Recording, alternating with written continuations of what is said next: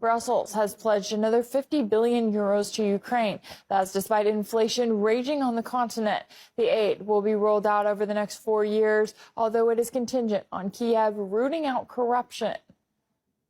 On Ukraine, here we propose a financial reserve for the next 4 years of 50 billion euro. This includes both loans and grants.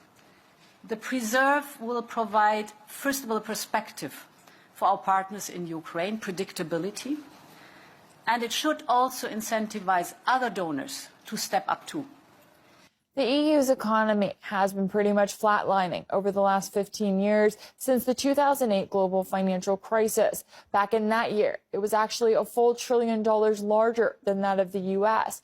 Fast forward to now, though, and even still, including the UK in the figures, it's $5 trillion lower.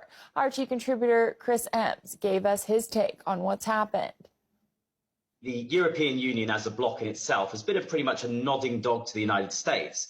In terms of everything that the United States wanted to do. We've covered a lot on the programme, the Inflation Reduction Act, for example, where Germany, one of the probably the largest economy now within the European Union, essentially shut down all of their industrial factories, now shipping all of their industrial workforce to the United States, which is obviously causing a loss of jobs, a loss of producing actual goods, which is what creates GDP, right? It's the domestic products produced by a country without products or services. And they've just decimated that, for one.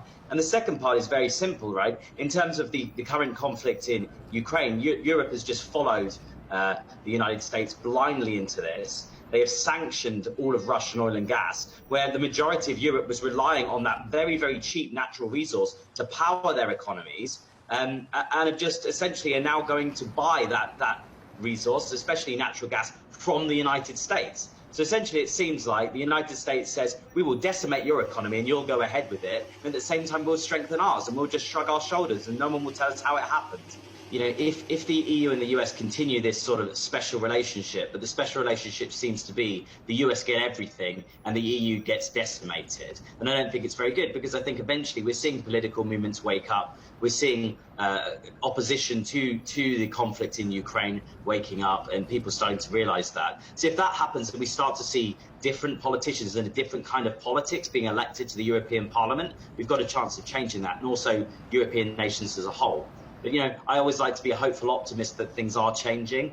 If they change, yes. If they don't, it's pretty bad news, I think.